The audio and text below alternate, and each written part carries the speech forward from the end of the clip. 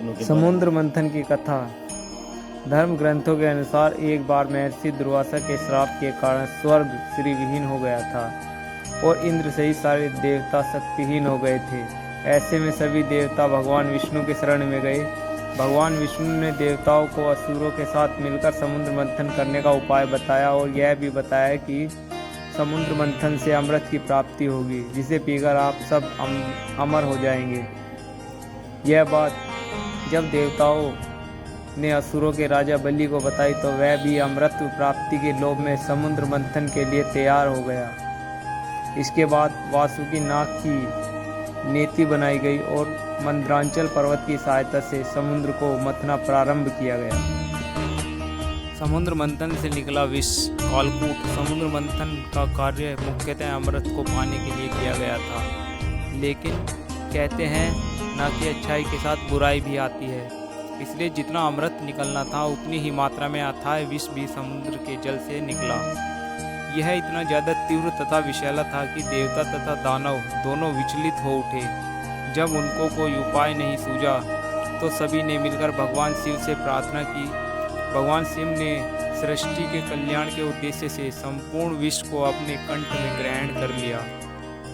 तभी से उनका एक और नाम नीलकंठ पड़ गया। इस विष को कालकूट का नाम भी दिया गया। विष के निकलने के पश्चात इसमें से कामधेनु निकली, जो कि एक गाय थी। कामधेनु को गायों की प्रजाति में सर्वश्रेष्ठ माना जाता है। यह कामधेनु गाय भगवान विष्णु ने ऋषि मुनियों को दे दी, क्योंकि इससे यज्ञ इत्यादि की वस्तुएं प्राप्त की जाती थी। कामधेनु गाय के द्वारा यज्ञ हवन इत्यादि के लिए घी, दूध, मल, मूत्र सभी उपयोगी थे। इसलिए सनातन धर्म में गाय को सर्वश्रेष्ठ पशु माना गया है। इसका एक अन्य नाम सुरभि भी है। इसके पश्चात इसमें से एक उच्च श्रेणी का घोड़ा निकला, जिसका नाम उच्चैश्रवा था। यह एक श्वेत सफ़ेद रंग का घोड़ा था जो आकाश में उड़ भी सकता था। यह 7 मुख वाला अद्भुत घोड़ा था जो असुरों के राजा बलि को प्राप्त हुआ था। इसकी मृत्यु के पश्चात यह देवराज इंद्र को मिल गया था। उच्चैश्रवा को घोड़ों का राजा तथा इसमें सर्वश्रेष्ठ बताया गया है। भगवान गीता में भी श्री कृष्ण ने स्वयं को घोड़े में उच्चैश्रवा कहकर संबोधित किया है। धीरे धीरे इनकी प्रजाति विलुप्त हो गई थी।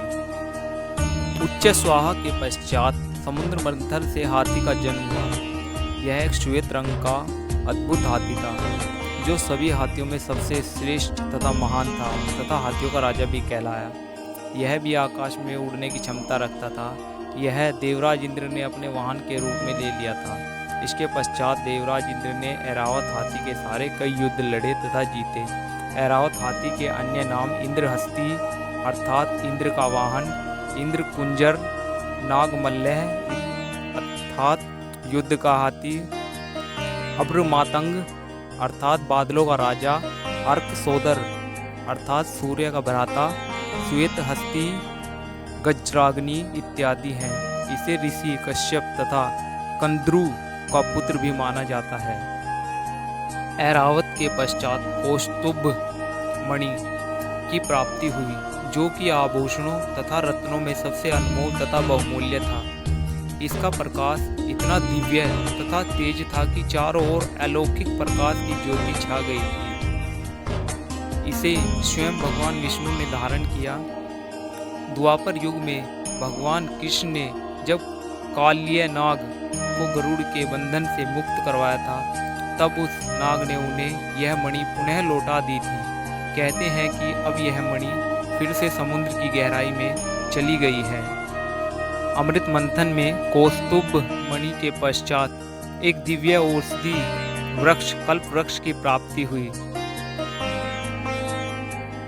जिसे कल्पद्रु या कल्पद्रुम के नाम से भी जाना जाता है। इस वृक्ष के अंदर कई गंभीर बीमारियों को सही करने की शक्ति थी। यह वृक्ष भी देवराज इंद्र को प्राप्त हुआ था, जिसे उन्होंने हिमालय की उत्तर दिशा में सूरकानन नामक स्थल पर लगा दिया था। इसी वृक्ष की औषधियों को बाद में मानव जाति के कल्याण के लिए उपयोग किया गया।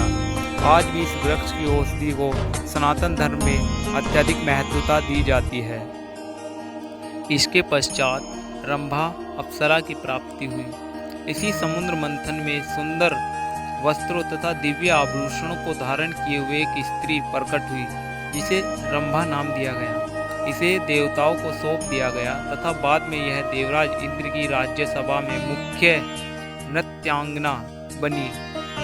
रंभा देव इंद्र को बहुत प्रिय थी तथा एक बार जब विश्वामित्र घोर तपस्या कर रहे थे, तब देवराज इंद्र ने उनकी तपस्या को भंग करने के लिए भी अप्सरा रंभा को ही उनकी तपस्या भंग करने के लिए भेजा था। अप्सरा रंभा के पश्चात देवी लक्ष्मी की प्राप्ति हुई। भगवान विष्णु के द्वारा समुद्र मंथन का एक मुख्य उद्देश्य देवी लक्ष्मी को पुनः प्राप्त करना था। जब वे सृष्टि के संचालन में व्यस्त थे, तब देवी लक्ष्मी समुद्र की गहराई में समा गई थी। जब समुद्र का मंथन हुआ था, तब देवी लक्ष्मी पुनः बाहर आ गई थी। उन्होंने बाहर आने के बाद स्वयं जाकर भगवान विष्णु का चयन किया था। वारुणी समुद्र मंथन से अथाह मात्रा में मदिरा की उत्पत्ति हुई, जिसे वारुणी नाम दिया गया। वरुण का अर्थ जल से होता है, इसलिए समुद्र के जल से निकले होने के कारण इसका नाम वारुणी रखा गया। भगवान विष्णु के आदेश पर इसे असुरों को दे दिया गया। इसलिए ही हम पाते हैं कि असुर हमेशा मदिरा, वारुणी, शराब के नशे में डूबे रहते हैं। इसी समुद्र मंथन में चंद्रमा की भी उत्पत्ति हुई। वह जल से निकले होने के कारण इसे जल का कारक कहा जाता है। इसे स्वयं भगवान शिव ने अपनी जटाओं में धारण किया।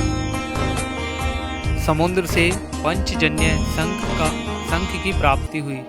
समुद्र मंथन के दौरान पंचजन्य शंख की उत्पत्ति हुई, जो सभी शंखों में सबसे ज़्यादा दुर्लभ है। शंख को सनातन धर्म में अति शुभ कार्य में प्रयोग में लिया जाता है तथा मंदिरों, पूजा स्थल इत्यादि में यह पाया जाता है। यह शंख भगवान विष्णु को प्राप्त हुआ तथा यह मान्यता है कि जहाँ शंख होता है वहीं माता लक्ष्मी का भी वास होता है। इस शंख की ध्वनि को अत्यधिक शुभ माना जाता है। हिंदू धर्म में इसे अत्यधिक शुभ माना जाता है। पारिजात समुद्र मंथन के समय एक और दिव्य औषधियों से युक्त वृक्ष निकला, जिसे पारिजात वृक्ष के नाम से जाना जाता है। यह वृक्ष इतना ज़्यादा चमत्कारी था कि इसको छूने मात्र से ही शरीर की सारी थकान मिट जाती थी। देवी देवताओं की पूजा के समय पारिजात वृक्ष के पुष्प चढ़ाना शुभ माना जाता है। समुद्र मंथन से एक चमत्कारिक धनुष की प्राप्ति हुई, जिसका नाम सारंग था। यह धनुष भगवान विष्णु को प्राप्त हुआ। कहते हैं कि इसे स्वयं भगवान विश्वकर्मा ने बनाया था। अमृत मंथन में सबसे अंत में भगवान धन्वंतरी अमृत कलश को लेकर प्रकट हुए। वे अमृत को असुरों से बचाने के उद्देश्य से आकाश में उड़ गए, लेकिन असुरों ने अपनी तेज गति तथा शक्ति से उन्हें पकड़ लिया तथा अमृत कलश छीन लिया। इसके पश्चात भगवान विष्णु ने मोहिनी रूप धारण कर उनसे यह कलश प्राप्त किया तथा देवताओं को अमृत का पान कराया। समुद्र मंथन क्यों हुआ था? कुछ समय पश्चात समुद्र मंथन क्यों हुआ था? कुछ समय पूर्व ही एक नए कल्प की शुरुआत हुई थी और सतयुग का प्रारंभ हुआ था। भगवान विष्णु ने अपने प्रथम अवतार मत्स्य अवतार के माध्यम से नई सृष्टि की रचना की थी। वह मानव जाति का कल्याण किया था, किंतु प्रलय के कारण सृष्टि की बहुमूल्य वस्तुएं समुद्र की गहराई में चली गई थी, जिनमें से एक स्वयं माँ लक्ष्मी भी थी। इन सभी का पृथ्वी तथा मानव सभ्यता के कल्याण के उद्देश्य से बाहर आना अति आवश्यक था। यह काम भगवान विष्णु केवल देवताओं के माध्यम से नहीं कर सकते थे। इसके लिए देवता दानवों की आवश्यकता थी। इसके लिए भगवान विष्णु ने सभी व्यवस्थाएं कर दी, लेकिन जब समुद्र मंथन का कार्य शुरू हुआ तो मंदार पर्वत लगातार नीचे जा रहा था, जिस कारण समुद्र को मथने का कार्य असंभव प्रतीत हो रहा था। उस मंदार पर्वत को विशाल समुद्र की गहराई में जाने से केवल विष्णु भगवान ही रोक सकते थे। इसके लिए उन्होंने कछुए का रूप धारण किया, क्योंकि उसकी पीठ कठोर होती है। इसी कारण भगवान विष्णु ने अपने दूसरा अवतार कछुए के रूप में लिया तथा मंदार पर्वत को अपनी पीठ पर धारण किया, जिस कारण समुद्र मंथन का कार्य संपन्न हुआ तथा देवताओं को अमृत की प्राप्ति हुई। दोस्तों, अगर आपको मेरा ये चैनल अच्छा लगा तो कृपया शेयर और सब्सक्राइब करें और लाइक करना तो बिल्कुल भी ना भूलें। इससे हमें इस प्रकार की वीडियो बनाने का उत्साह मिलता है। ओम नमः शिवाय। हर हर महादेव।